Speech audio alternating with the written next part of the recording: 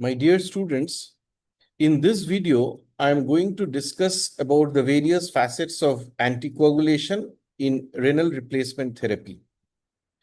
We all know that when during renal replacement therapy, anticoagulation improves the filter life. It prevents clotting, thereby reducing the clotting reduces the surface area of filtration and thereby makes it ineffective. So, in order to do that, we can target anticoagulation either systemically or locally, regionally, that is involving the filter itself. In case we target it systemically, then we will have to bear with the unwanted side effects of anticoagulation in the body. If we target regionally within the extracorporeal circuit, then we will be able to overcome some of the side effects which may occur in the body, but we need to be able to consider on several other aspects that I will highlight in this video. So we all know that whenever the blood comes in contact with the extracorporeal circuit, it leads to the activation of the coagulation cascade. And therefore, the goal always shifts from treating the patient to protecting the circuit.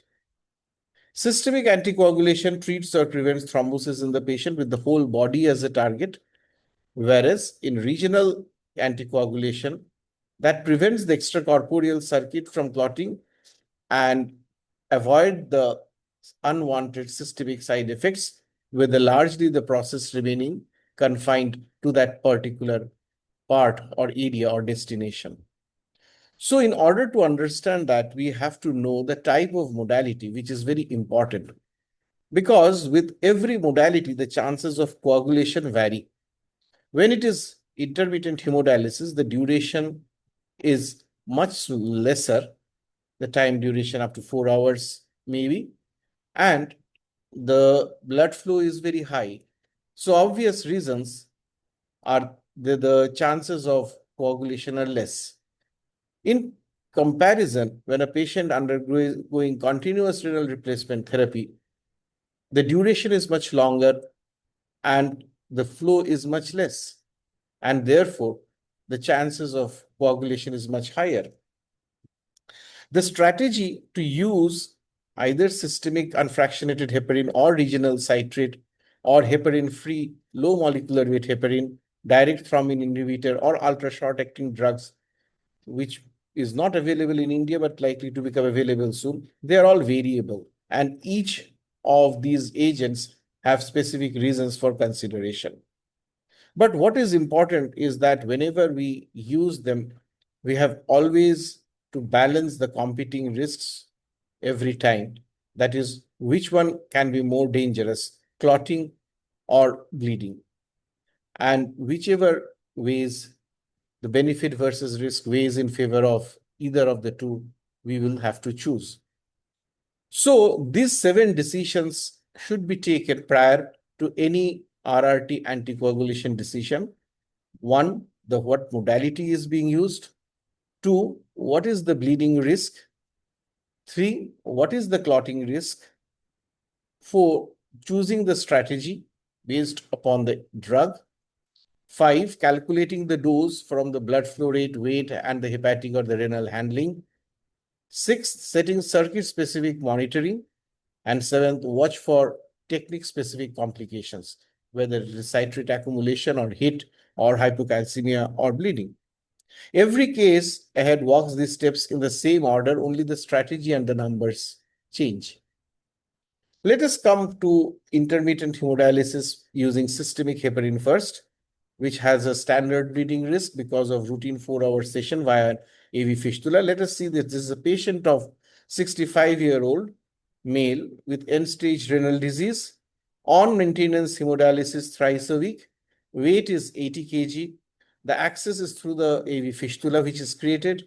The blood flow is at the rate of 350 mils per minute. The session length is of 4 hours duration. So the clinical question which reads answered from this scenario is that it has standard bleeding risk, standard access, routine session. So we can use systemic heparin. So what is the weight-based systemic heparin protocol? Systemic unfractionated heparin is the routine first choice agent for standard risk intermittent hemodialysis patients because it is the simplest and the most established option that is available. So the standard intermittent hemodialysis nomogram uses a 25 to 50 units per kg of bolus range. So supposing the patient is 80 kg and we take 30 units per kg, it comes down to around 2,400 units of IV bolus. The maintenance dose is between 500 to 1500 units per hour. So starting rate into the arterial line can be somewhere in between, say 1000 units per hour. So the timing rule would be to stop the infusion 30 to 60 minutes before the end of the session. That is around the 3-hour mark for a 4-hour run to allow clearance and reduce the post-dialysis access site bleeding. So the monitoring and prescription in such a patient would be 2,400 units of bolus, that is at 30 units per kg, 1000 units per hour of maintenance infusion, and always to set a target ACT of 1.5 to 2 times the baseline. The prescription therefore reads heparin 2,400 units IV bolus at initiation of hemodialysis, followed by continuous infusion at 1000 units per hour into the arterial line, discontinued 30 to 60 minutes prior to the end of the 4-hour session. We have to monitor circuit patency clinically by looking into the presence or absence of clots, etc. Check ACT if the clotting is preserved or the bleeding risk changes.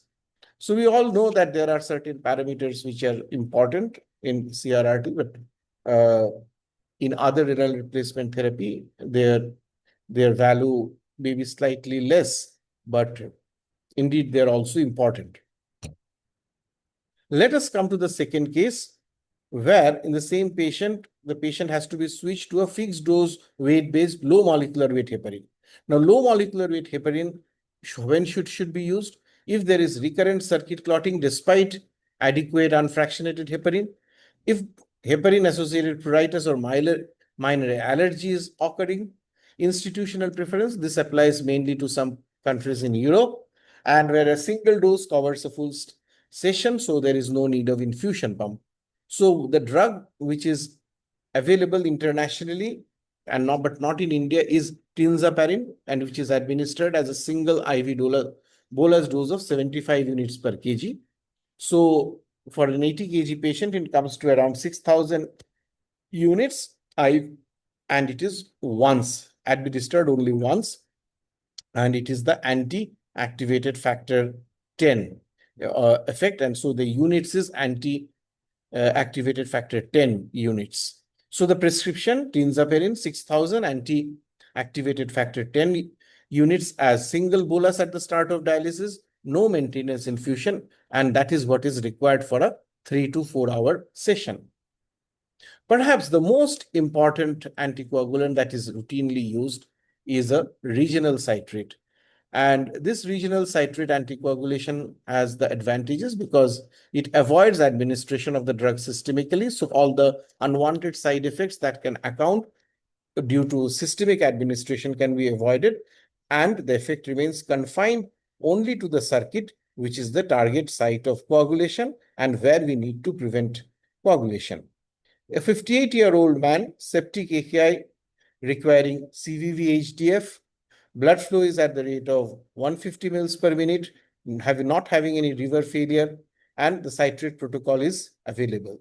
So when citrate is infused pre-filter, it chelates the ionized calcium within the circuit and it prevents clotting there. This calcium, which is gets chelated to the citrate, is systemically replaced post-filter or via separate central line to restore the normal serum calcium. And since citrate leaving the filter is largely metabolized in the liver, after that it can chelate calcium systemically.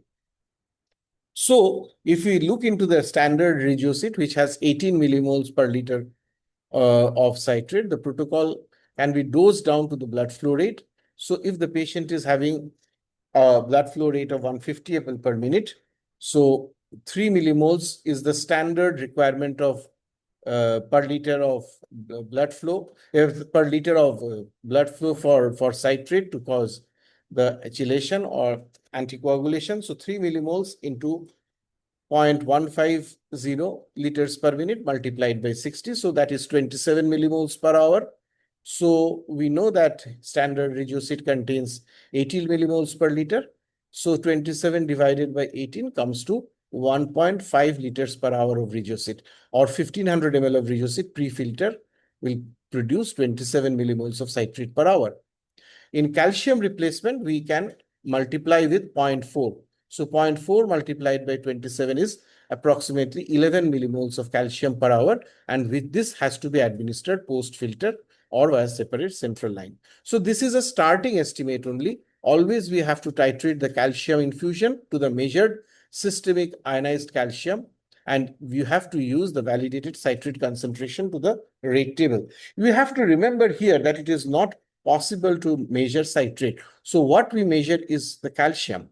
So it is the calcium, ionic calcium concentration, which determines that whether the citrate is adequate or not. So the post-filter ionized calcium, if it is between 0.25 to 0.4 millimoles per liter or 0.35 millimoles per liter, that indicates adequacy of citrate. If it falls, then it can mean citrate toxicity because of citrate excess. The systemic ionized calcium, the target is between 1 to 1.2 millimoles per liter. And more importantly, the ratio between systemic ionized calcium to post-filter ionized calcium, if it is more than 2.5, it suggests citrate accumulation, and that can happen in liver disease. So post-filter ionic calcium checked hourly until stable, then every 4 to 6 hours. Systemic calcium every 4 to 6 hours, and always watch for the citrate accumulation if the hepatic function declines. So we have to look into this ratio. So here the prescription would read Regosit pre-filter 27 millimoles per hour, calcium gluconate via separate line starting at 11 millimoles per hour, titrated to a systemic calcium level of 1 to 1.2 millimoles per liter, and a post-filter ionic calcium of 0.25 to 0.35 millimoles per liter, and also monitor for metabolic alkalosis. Now, suppose in this patient, we have to raise the blood flow from 150 to 200 milliliter. So same formula, but suppose it becomes a busier circuit because the blood flow has increased. Say suppose a second CRRT patient is prescribed a higher flow rate, 200 ml per minute instead of 150 ml to improve the solute clearance. So here the citrate target remains the same, 3 millimoles per liter, but the blood flow changes. So this requirement of the citrate also changes. So earlier it was 0.150 multiplied by 60. So here it is 0.2 multiplied by 60 into 3 millimoles per liter. That roughly comes to around 36 millimoles per hour. So the calcium replacement scales also change because that multiplied by 0.4 gives 14.4 millimoles of calcium per hour. So the prescription would read citrate infusion is increased to 36 millimoles per hour of pre-filter from 27, which was seen before.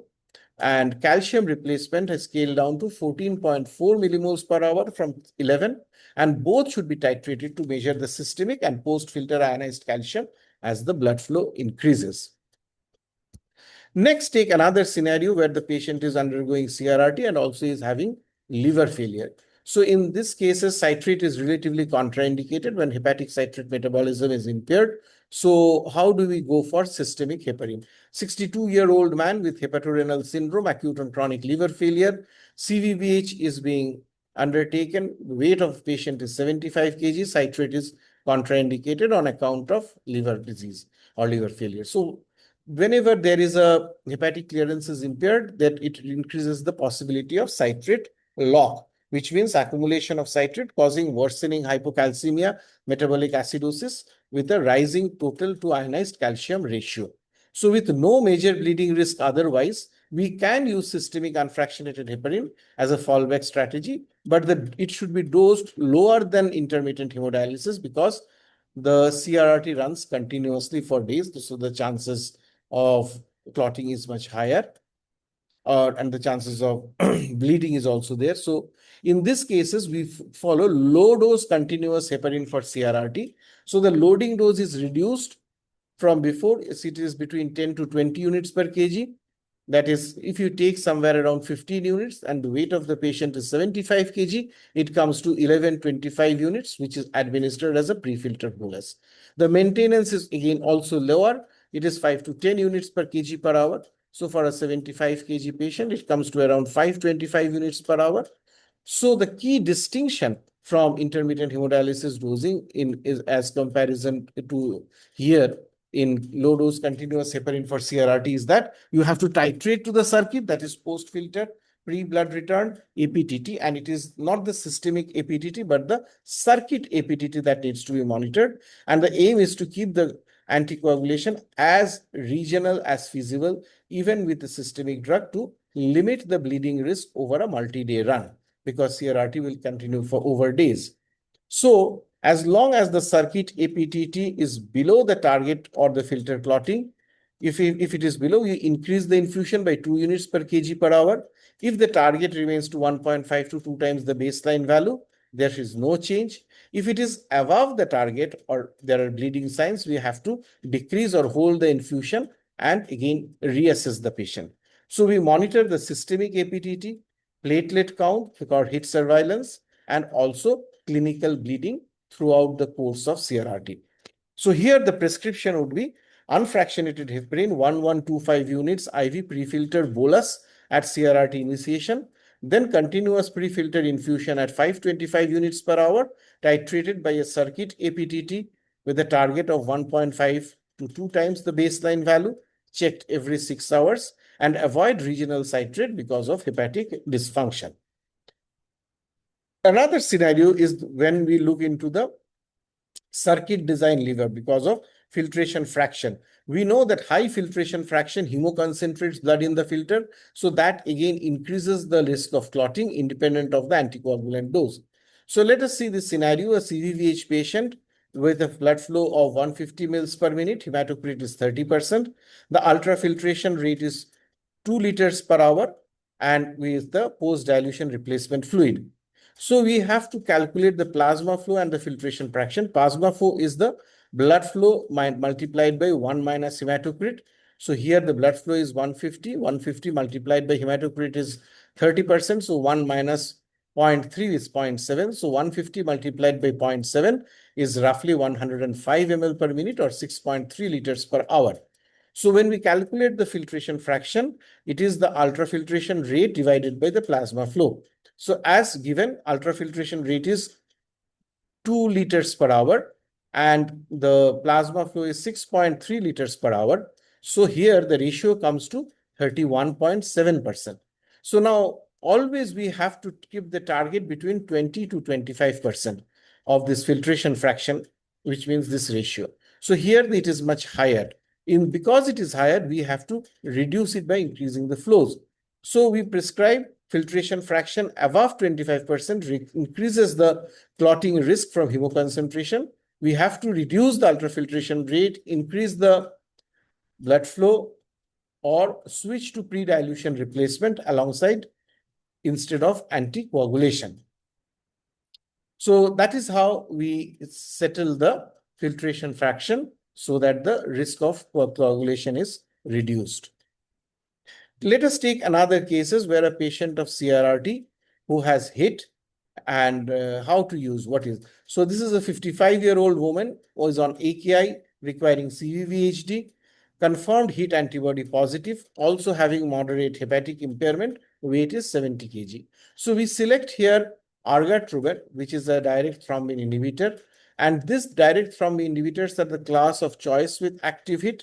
It is hepatically metabolized, so normally it is preferred in renal failure. But in this patient's hepatic impairment means the starting dose must be cut substantially below the usual critically ill dose of argatroban.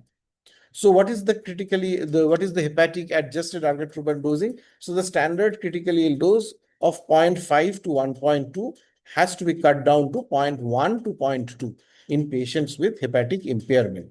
So if we take 0.1, it becomes to around the starting dose 0.1 mics per kg per minute, which comes to around in a patient with 70 kg as 7 mics per minute, and that translates into 420 mics per hour or 0.42 milligram per hour. So no bolus is given in this critically ill or RRT setting. Bolus dosing raises bleeding risk without proven clinical benefit. So what we give is only the standard dose of infusion of 0.42 milligram per hour. So what we target a systemic APDT of 1.5 to 3 times the baseline value, and we can titrate looking into the systemic APDT like before on a basis as a 0.05 mics per kg per minute as a titration step. So what should be the prescription? The prescription should read Argatroban continuous IV infusion, no bolus, start at 0.1 mics per kg per minute or 0.42 milligram per hour for 70 kg, dose reduced for hepatic impairment, and should be titrated in 0.05 mics per kg per minute increments to systemic APTT, that is 1.5 to 3 times the baseline, checked 2 hours after initiation and after each adjustment. We have to strictly avoid all heparin products since the patient is HIT antibody positive, and do a daily platelet count to see the trend. Coming to another case is that an alternative direct thrombin inhibitor for CRRT plus HIT. A 68-year-old patient, CRRT, unconfirmed HIT, so normal hepatic function, unlike the previous case, weight is 68 kg. So the clearance is around 80% is proteolytic cleavage, around 20% would be renal for this drug, which is bivalirudin. And this needs dose reduction in renal failure, but not in hepatic adjustment or hepatic impairment. So the renal infusion rate for this drug, bivalirudin, is 0.03 milligram per kg per hour. So as I said, this patient weighs 68 kg, which becomes around, gives a dose of 2 milligram per hour. So this drug is also not given any bolus dose. It's only the continuous infusion which can be given. So bivalirudin infusion, 2 milligram per hour, renal adjusted, no bolus, titrated to a systemic or a circuit APTT of 1.5 to 2.5 times the baseline value. This is what your prescription 2 should read. So you have two choices. One is argatroban, which is a direct thrombin inhibitor. Another is bivalirudin, which is also another direct thrombin inhibitor. But in patients where having hepatic function is preserved, we go for bivalirudin. If the other way around, we adjust the dose. Dose adjustment is possible with argatroban in patients with hepatic disease. Let us come to post-cardiac surgery bleeding, where we don't want to use any anticoagulation when bleeding risk outweighs any anticoagulant to protect the circuit mechanically instead. So the patient is 68-year-old man, post CABG day 1, mediastinal chest tube bleeding at 150 mils per hour. Platelet count is 38,000. INR is 2.3. Patient is on triple vasopressors. Oliguric AKI with a potassium of 6.9 millimoles per liter. And also the patient is a candidate for CRRT for obvious reasons. Now, why withhold anticoagulation? Because as per the Bellomo-Ronco criteria for withholding anticoagulation, the counts are the platelet should be less than 50. If the platelet is less than 50, INR is more than 2, APTT of more than 60 seconds, or active bleeding within the preceding 24 hours. So in those cases, we have to withhold anticoagulation, and our patient meets 3 out of the 4 criteria.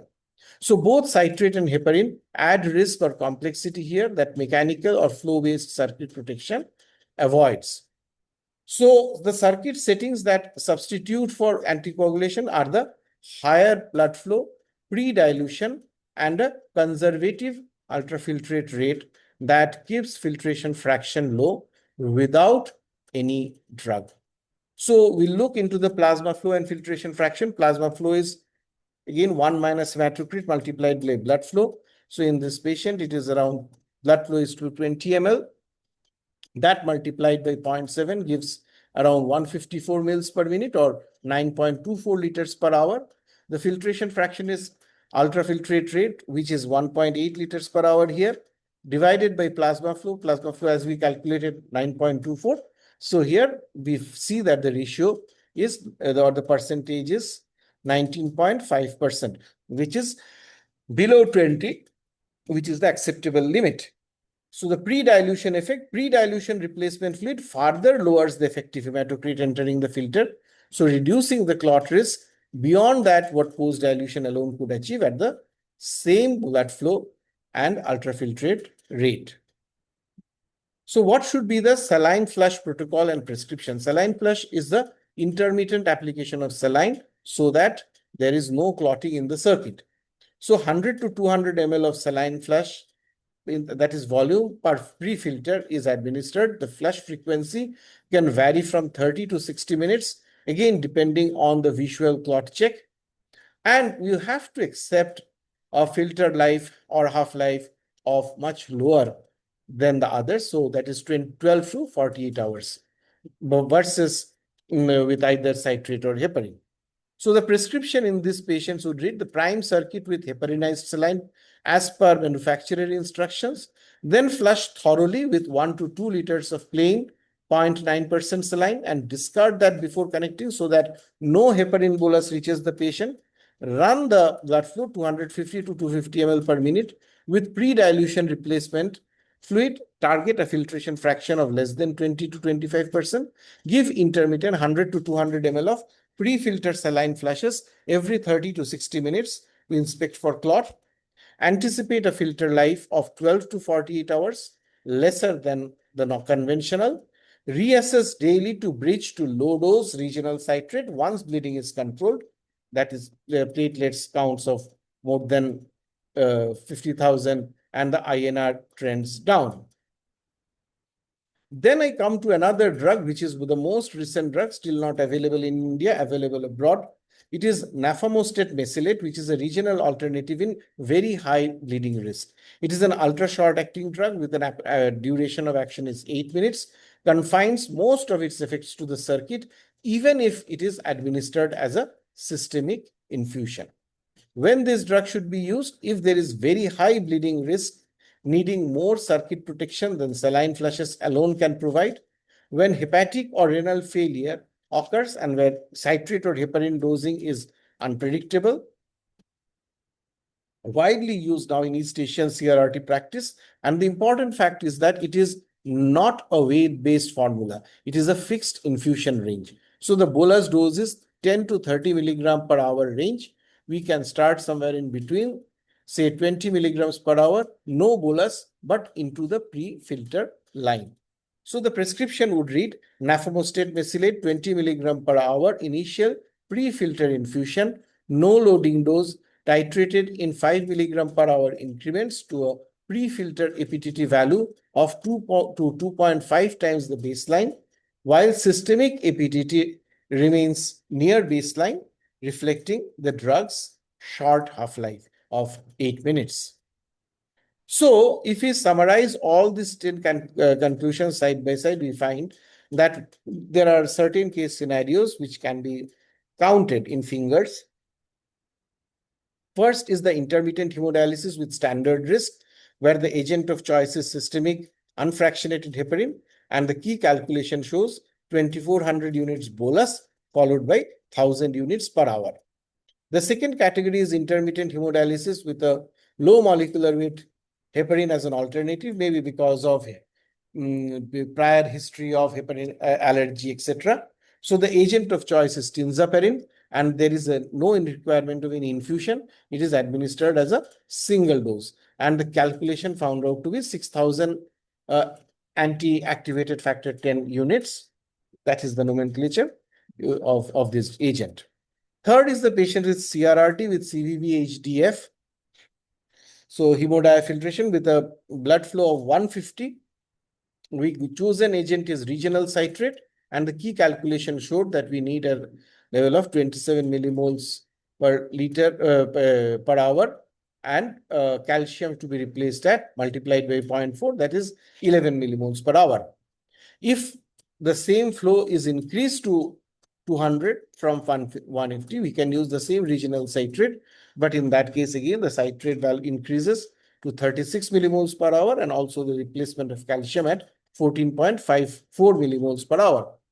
If the patient is on CRRT with liver failure, we use low dose unfractionated heparin in a much lower dose, 1125 units bolus, followed by 525 units per hour.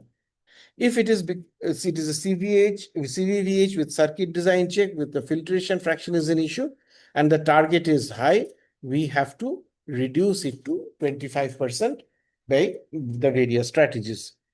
If the patient is having CRRT with HIT and is having hepatic impairment, we use argatroban. Argatroban is a direct thrombin inhibitor, not given as a bolus, but only as infusion of 0.1 mics per kg per minute or 0.42 milligram per hour.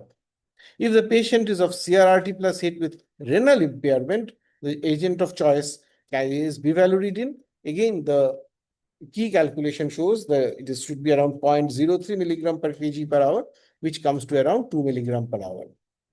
Next is the post-CABG bleeding, where we don't use no anticoagulation is actually required or can be administered in this scenario. In this case, we go for periodic saline flushes to maintain the filtration fraction below 20, as low as possible, and preferably below 20, and expect a filter half-life of around 12 to 48 hours. That is less than a conventional. And the last is high bleeding risk who needs protection. We administer nafamostat bisalate 20 milligram per hour in the initial stage. Only we administered. So these are the calculations where formula cheat sheet is required. Weight-based bolus versus infusion, citrate infusion, calcium replacement, plasma flow rate, filtration fraction, and nafamostat or fixed rate regimes, which don't use the weight for calculation of the dose. It's only per hour units. So if you look into the comparative summary, the anticoagulant, if it is regional citrate, the monitoring parameters would be post-filter ionic calcium, systemic ionic calcium, and the total to ionic calcium ratio. So the best fit scenario for this is a default CRRT choice, reduced dose in liver failure with closer monitoring. The second anticoagulant, if we come, systemic unfractionated heparin, or during AHD, the monitoring parameter should be either APTT or ACT. And the best fit scenario is standard risk intermittent hemodialysis with no major bleeding risk. Third is the low dose unfractionated heparin for CRRT. And here the monitoring parameter is, as I told before, it is circuit APTT. And this CRRT, when citrate contraindicated, like in liver failure, but there are, and also no major bleeding risk. So these are the best fit scenario for the use of low dose unfractionated heparin. Next is low molecular weight heparin or tinzaparin. The monitoring parameter should be anti-activated factor 10, and the best fit scenario includes recurrent clotting on unfractionated heparin, heparin allergy, or only intermittent hemodialysis. Argatroban, again, the monitoring parameter is systemic APTT, and the best fit scenario is hit with hepatic sparing renal failure. So we have to reduce dose if the bilirubin is more than 1.5 milligrams per deciliter. Bivalirudin, another direct thrombin inhibitor. Again, the monitoring parameter should be either circuit or systemic APTT. And the best fit scenario that would serve for this is the hit with renal failure and preserved hepatic function. Nafamostat mesylate pre-filter APTT is the monitoring parameter. And the best fit scenario remains high bleeding risk, needing some circuit protection. So its half-life is around 8 minutes. And last but not the least, no anticoagulation or only saline flush that can be done with visual filter inspection as the monitoring parameters. And the best fit scenario that explains this mechanism, this method, platelet count of less than 50,000, INR of more than 2, APTT of more than 60 seconds, or active bleeding within 24 hours. There are common complications which we have to note and understand and interpret them and take appropriate measures. If there is a rising total is to ionized calcium ratio, the likely cause is citrate accumulation. And this can happen when there is a hepatic impairment or hepatic dysfunction. So the action would be to reduce or stop citrate and switch to some other strategy. The second sign is recurrent clotting despite therapeutic APTT. So the likely cause is again high filtration fraction or access issues. So the action would be to check the filtration fraction and reduce the ultrafiltration rate or pre-dilute it. So that's how we can bring it down to 20%. Next, the sign is falling platelets on CRRT. So the likely cause is possible hit. So the action which should be taken should be to stop all heparin and confirm through assay. Bleeding on argatroban, bivalirudin, nefanostat. Again, the likely cause is narrow therapeutic window exceeded, and the action that is required is to hold the infusion, recheck APTT, and resume it at a lower rate. Ongoing filter clotting despite saline flashes, if this is the sign, the likely cause is bleeding risk resolving faster than reassessed.